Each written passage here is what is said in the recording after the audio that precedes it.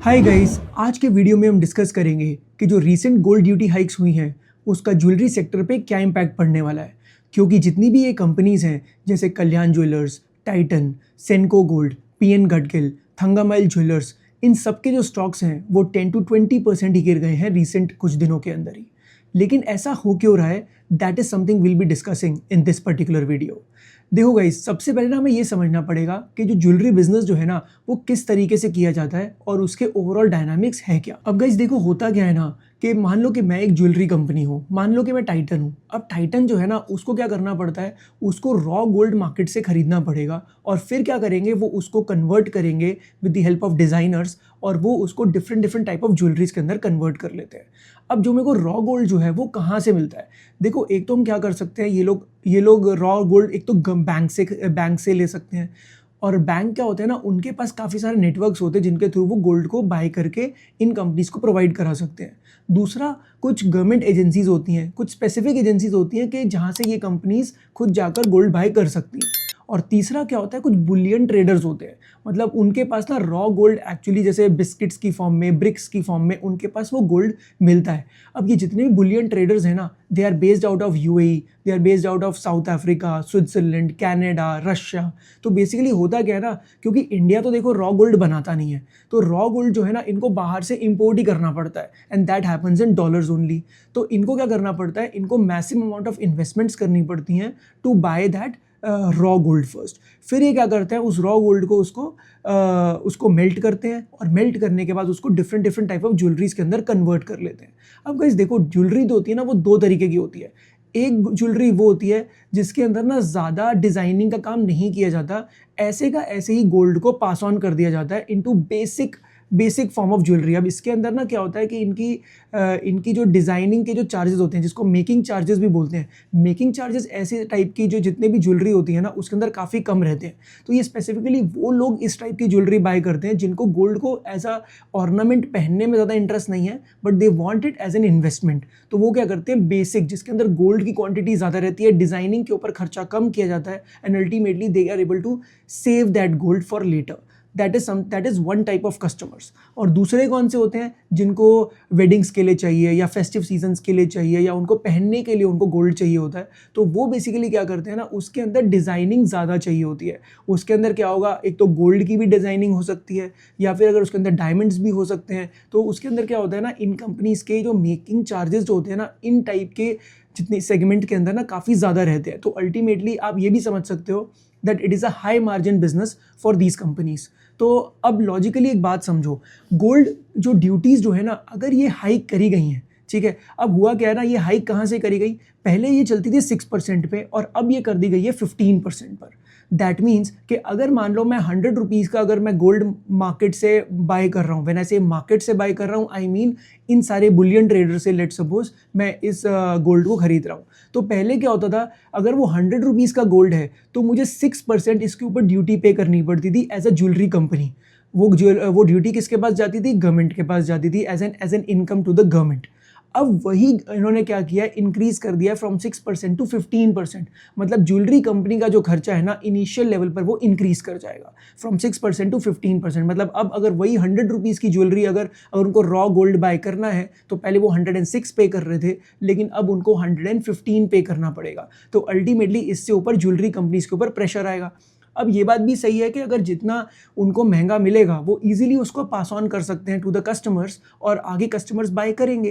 क्योंकि अगर आप लास्ट 1 ईयर की भी बात करो गाइस, तो गोल्ड के प्राइसेस खुद ही 80% बढ़ गए थे। उसके बाद भी अगर इनके Q4 के अगर मैं रिसेंट रिजल्ट्स को देखूं तो companies have done really well. सारी की सारी ज्वेलरी कंपनीज ने बहुत ही अच्छा परफॉर्म किया है। इसका मतलब one thing is very very clear कि irrespective of the rise in the gold prices, उसके बाद भी the demand for gold has not stopped in India, right. तो ये सबसे बड़ा पॉइंट है जिसके ऊपर आपको ध्यान रखना पड़ेगा। लेकिन अगर ये एक ऐसी न्यूज़ है जो पूरे सेक्टर को ही इम्पैक्ट कर रही है, तो ये सारे स्टॉक्स इस लेवल पर डाउन क्यों चले गए, हमें वो एक बार ना अच्छे से समझना पड़ेगा इसके बारे में। अब गाइस देखो, एक टर्म होती है जिसको हम बोलते हैं स्टड रेशियो। अब स्टड रेशियो क्या रहता है ना, स्टड रेशियो का मतलब क्या होता है कि एक अगर मान लो मैं टाइटन हूँ फॉर एग्जांपल, और लेट सपोज मेरा स्टड रेशियो जो है ना वो 30 रुपीज़ का है, 30% है। 30% का मतलब ये हो गया कि अगर 100 रुपीज़ का अगर मैं ओवरऑल ज्वेलरी सेल कर रहा हूँ तो उसके अंदर से 30% या 30 रुपीज़ की जो ज्वेलरी जो सेल हो रही है ना, वो डायमंड और गोल्ड की मतलब स्टडेड ज्वेलरी मैं सेल कर पा रहा हूँ, जिसके अंदर मार्जिन होते हैं ज़्यादा। और 70% जो है ना वो मेरा जा रहा है नॉर्मल गोल्ड के अंदर ही। ठीक है, गोल्ड ज्वेलरी 70% है और स्टडेड ज्वेलरी जो है ना वो 30% है। ठीक है, अब जितना ये स्टडेड रेशियो ज़्यादा रहता है ना, उतना ही जो ज्वेलरी कंपनी जो है ना उसका margin going forward is going to be much much higher. तो अब जैसे बात करते हैं कि जैसे कल्याण ज्वेलर्स और टाइटन, इन दोनों के जो स्टड रेशियोज है ना वो 30% है। पीएन गडगिल की बात करूं तो 9% है। सेनको गोल्ड की बात करूं तो अराउंड 11% है। ऐसे होता क्या है ना, इससे एक ना बहुत इंपॉर्टेंट चीज़ समझ आती है कि ऑन एन एवरेज जो कंपनी जो है ना वो किस लेवल पर अपने मार्जिन्स को मेंटेन कर पा रही है। जिसका स्टड रेशियो ज़्यादा होगा उस कंपनी के मार्जिन्स उतने ही बेटर होंगे, क्योंकि वो देखो नॉर्मल जो बेसिक गोल्ड अगर आप किसी को सेल कर रहे हो तो उसमें करना क्या है, रॉ गोल्ड को आपने मेल्ट किया, उसको एक बेसिक डिज़ाइन के अंदर कन्वर्ट कर दिया। अब बेसिक डिज़ाइन में कन्वर्ट करोगे तो डिज़ाइनर भी इतना चार्ज नहीं लेगा, मतलब मेकिंग चार्जेस इस टाइप की ज्वेलरी के अंदर कम रहेंगे। अगर वो कम रहेंगे इसका मतलब ऐसे का ऐसे ही, और मैं तो गोल्ड का प्राइस जितना होगा उसके हिसाब से मैं आगे इस कॉस्ट को पास ऑन कर दूंगा and the customer has to buy. तो देखा जाए तो उस गोल्ड पे एज अ कंपनी मुझे तो इतना खास फायदा नहीं हो रहा, लेकिन अगर मैं उसके अंदर मेकिंग चार्जेस बहुत अच्छे चार्ज कर पाऊंगा तो डोंट यू थिंक इससे मेरी खुद की जो ज्वेलरी कंपनी है उसकी इनकम काफ़ी लेवल पर बढ़ पाएगी। अगर वो बढ़ेगी तो ओवरऑल जो अमाउंट ऑफ गोल्ड मैं सेल कर रहा हूँ उसके अंदर जो मेरी खुद की जो इनकम है, जो मेरे जो प्रॉफिट मार्जिन हैं वो गोइंग फॉरवर्ड इंक्रीज हो सकते हैं। That is the first thing that you need to understand. दूसरी चीज जो आपको समझनी पड़ेगी ना वो ये समझनी पड़ेगी, ओल्ड गोल्ड का एक्सचेंज प्रोग्राम या फिर गोल्ड रिसाइकलिंग प्रोग्राम भी बोल लेते हैं।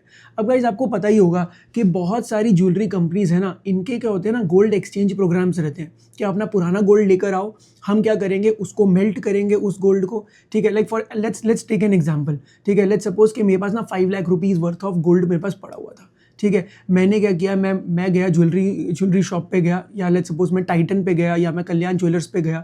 मैंने उनको बोला कि देखो ये मेरे पास इतना गोल्ड पड़ा हुआ है, आप इसकी प्योरिटी को चेक करो। वो क्या करेंगे, उसको गोल्ड को मेल्ट करेंगे, उसकी प्योरिटी को चेक करेंगे, आप हमें दिखाएंगे कि बेसिकली आपके गोल्ड की जो वैल्यू है ना वो इतनी रुपए की आ रही है। इसका मतलब लेट्स सपोज उसकी जो वैल्यू है वो 5 लाख रुपीज़ की आ रही है। इसका मतलब आपको ना हम अपनी कंपनी के अंदर एक 5 लाख रुपये का स्टोर क्रेडिट दे रहे हैं कि आप 5 लाख रुपये का गोल्ड जो है ना वो हमसे बाय कर सकते हो। ठीक है, मतलब 5 लाख रुपए की ज्वेलरी हमसे बाय कर सकते हो। अब उस पॉइंट ऑफ टाइम पर अगर मैं जाकर बेसिक डिज़ाइंस वाला अगर मैं प्रोडक्ट ले लूँगा, ठीक है, तो अल्टीमेटली होगा क्या, इससे जो ज्वेलरी कंपनी है उसको कुछ खास फायदा तो नहीं होगा, क्योंकि होने क्या वाला है ना, आप सोचो अगर वो उसकी जगह लेट्स सपोज टाइटन या कल्याण ज्वेलर्स है, क्योंकि उनका स्टड रेशियो काफ़ी अच्छा है, तो वो लोग क्या कर सकते हैं, there is a very high probability कि वो लोग आपको डिज़ाइनर ज्वेलरी की तरफ शिफ्ट कर दें। अगर डिज़ाइनर ज्वेलरी की तरफ शिफ्ट किया तो क्या होगा, मान लो कि एक particular amount of pure gold उससे हमें मिला होगा जो उन्होंने मेल्ट किया, लेकिन मेल्ट करने के बाद आपने उतना गोल्ड वापस नहीं किया, क्योंकि थोड़ा बहुत आपने डायमंड भी वापस कर दिया, डायमंड भी उनको दे दिए, और अल्टीमेटली थोड़ा मेकिंग चार्जेस के अंदर खर्चा चला गया। That means the overall amount of gold that you gave back was much lower. तो हुआ क्या ना, आपके पास थोड़ा सा गोल्ड बच गया जिसको आप आगे किसी और को भी सेल किया जा सकता है।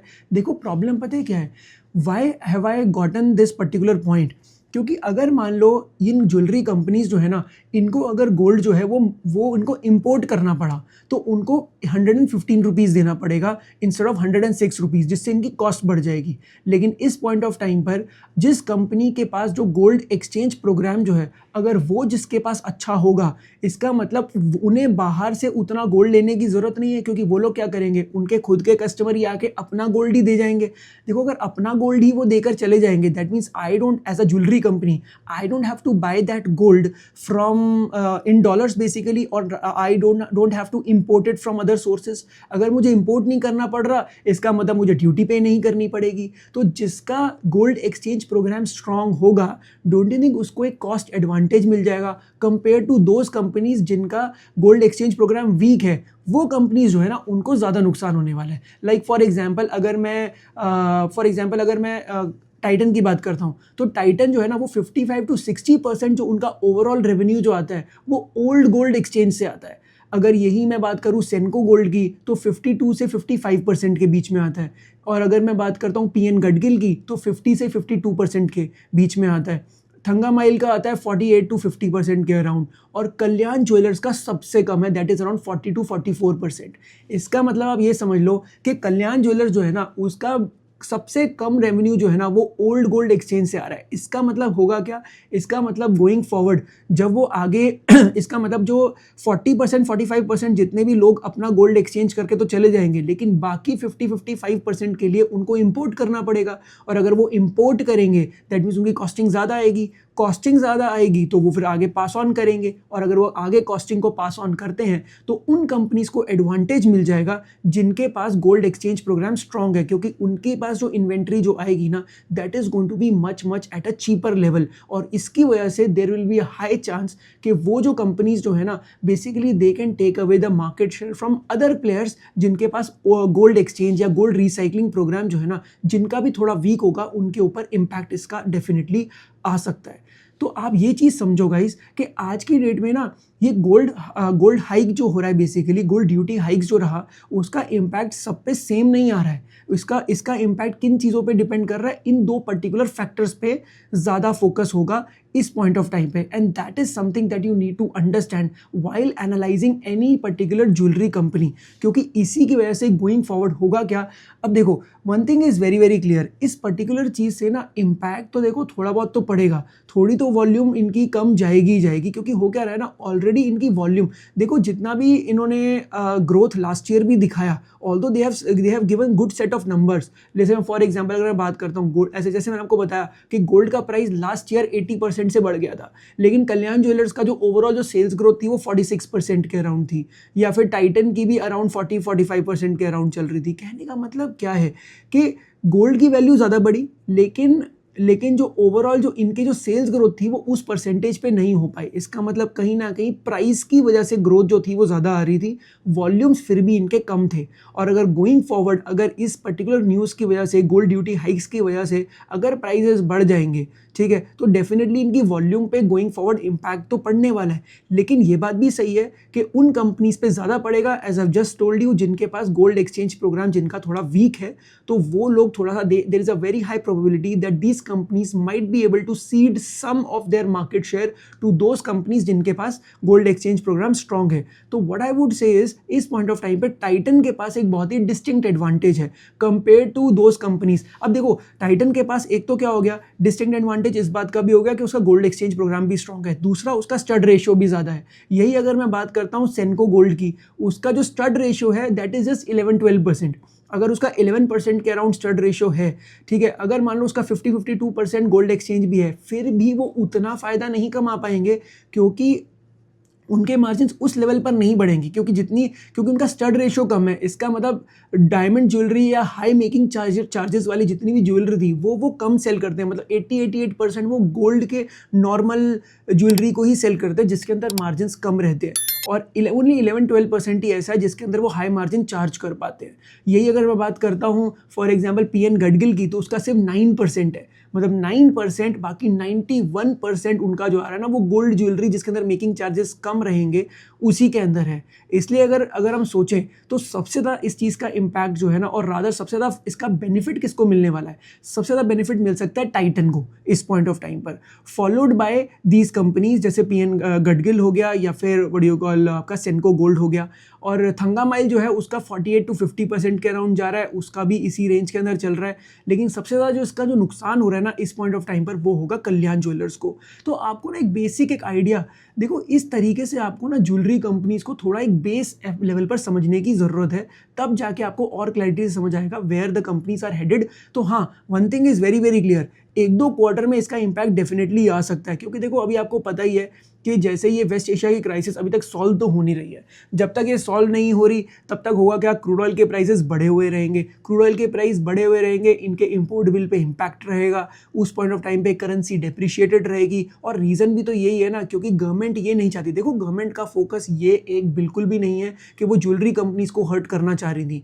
गवर्नमेंट का फोकस सिर्फ इतना ही था कि यार आप ना माइंडलेसली गोल्ड मत खरीदो, क्योंकि इससे क्या हो रहा है, हमारी करेंसी डेप्रिशिएट कर रही है, हमारी करेंसी डेप्रिशिएट करती है तो सबसे ज़्यादा इम्पैक्ट किस चीज़ पे आता है, हमारे इम्पोर्ट्स के ऊपर आ जाता है और उसकी वजह से पूरी कंट्री में महंगाई हो जाती है, इन्फ्लेशन बढ़ जाती है। लेकिन आप सोचो वो उस गोल्ड से होता भी क्या है, हम जितनी भी सेविंग्स कर रहे हैं, we are not putting that money into any productive asset, हम उससे नई जॉब्स क्रिएट नहीं कर रहे। What are we buying, we are buying normal pieces of gold and we are putting into our lockers. तो हमने क्या किया, उस पैसे को सेव करके हमने डाल दिया लॉकर के अंदर, बट क्या उसने किसी भी तरीके से कोई भी इनकम हमारे लिए जनरेट करके दी? क्या उसने जीडीपी के अंदर कुछ भी इम्पैक्ट ला कर दिया?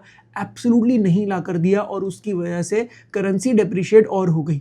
And that is precise the reason why Narendra Modi is hell bent कि इस पॉइंट ऑफ टाइम पर जब तक ये वेस्ट एशिया की क्राइसिस पूरी तरह सॉल्व नहीं हो जाती, तब तक आप जो है ना अपनी जितने भी फॉरेन ट्रैवल्स को भी कम करो, आप अपने व्हाट कॉल गोल्ड को भी बाय करना कम करो, और पेट्रोल की भी यूसेज को जितना भी मिनिमाइज कर सकते हो उतना मिनिमाइज करो, so that country can come out of this difficult situation. तो आई होप आपको ये चीज़ अच्छे से समझ आ गई होगी कि इस पॉइंट ऑफ टाइम पर नरेंद्र मोदी का एक तो माइंडसेट है क्या, what is he really trying to do, and second gold sector जो है ना, गोल्ड ज्वेलरी सेक्टर जो है बेसिकली, उसके ऊपर क्या इम्पैक्ट आ रहा है, और going forward how these companies can perform.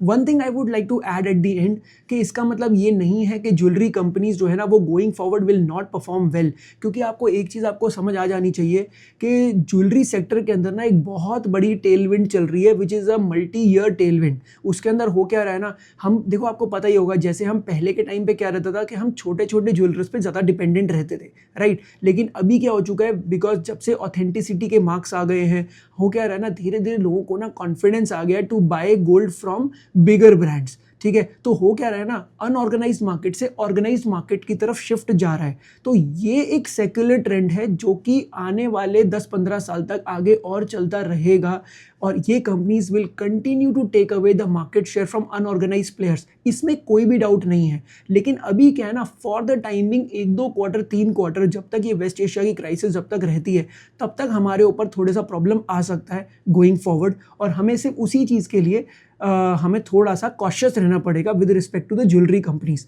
Otherwise the companies are poised to perform really well going forward.